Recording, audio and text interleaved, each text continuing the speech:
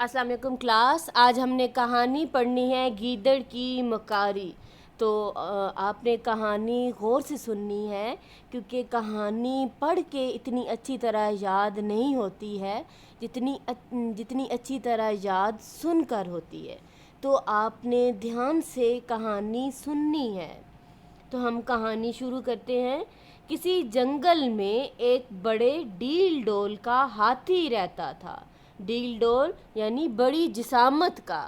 उसी जंगल में एक तरफ गीदड़ों का एक गोल भी रहा करता था। गोल मीन ग्रुप।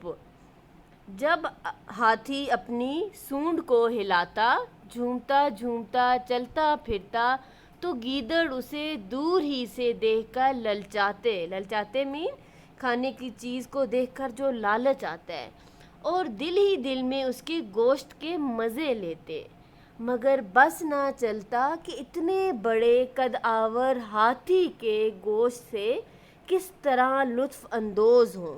यानी अब एक जंगल था, उसमें एक हाथी रहता था, और एक तरफ जो है वो गीदड़ों का गोल भी रहा करता था। जब हाथी सूंड हिलाता था, झूम झूम के चलता था, तो गीदड़ देखकर ललचाते थे, यानी उनके मुंह में पानी आता था, और वो उनका बस नहीं चलता था कि वो किस तरह इस बड़े से हाथी का गोश्त खाएं। ठीक है।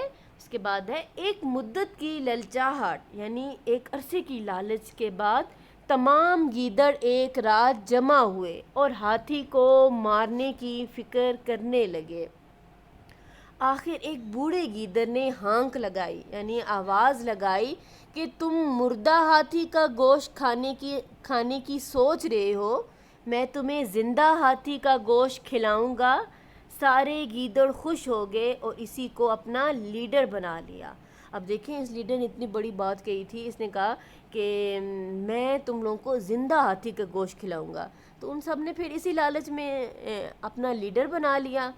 रात का वक्त था, हाथी जंगल में टहल रहा था। वही गीदड़ उसके करीब आया और बड़े अदब से सलाम करके बोला, हजूर, हम सब गीदड़ों ने फैसला किया है आपको अपना बादशाह बना लें और आपकी हुकूमत में अमन चैन की ज़िंदगी बसर करें। हाथी ने गीदड़ की बात सुनी और खुश होकर बोला, हाँ हाँ, मुझे मंजूर है। चलो सब गीदड़ों की मंजूरी ले लें। गर्ज हाथी गीदड़ के साथ चल पड़ा। गीदड़ इसे एक ऐसी जगह ले गया जहाँ दलदल थी। गीदड़ हल्का फुल्का जानवर छलांगे लगाता हुआ दलदल पर चलने लगा। अब दलदल क्या होती है? दलदल ऐसी ज़मीन होती है जो सतह ज़मीन तक तर होती है, नरम ज़मीन होती है, कीचड़ ही कीचड़ होता है। ठीक है। तो अगर उसमें बंदा कदम रखे तो अंदर धंसता जाता है, ज़मीन के अंदर ही। ठीक है।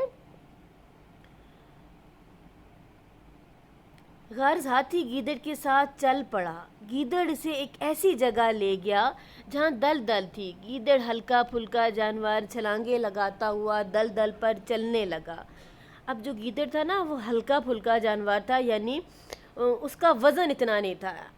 आपने शायद गीदड़ देखे होंगे। ये गीदड़ जो होता है ना, कुत्ते की तरह का एक जानवर होता है, तो ये हल्का फुल्का जानवर होता है। तो अब उसने दलदल पर छलांगे लगाई और वो गुजर गया। हाथी बादशाही के नशे में दलदल में उतरा और धंसने लगा।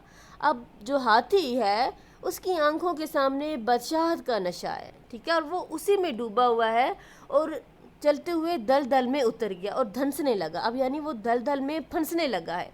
आखिर घुटनों तक दलदल में धंस गया। अब ना आगे चलने का इशारा था, यारा मीन हिम्मत थी, और ना पीछे हटने की ताकत। हाथी गीदड़ से चिंगाड़ कर बोला। ठीक है। अब जो हाथी है वो अपनी आवाज़ में बोला था। चिंगाड़ना होता है ज़ोर से बोलना। अब क्या करूं? गीदड़ ने कहा, आप भारी भरकम हैं, मैं अकेला तो आपको नहीं निकाल सकता। हुक्म हो तो अपनी कौम को बुला लूं।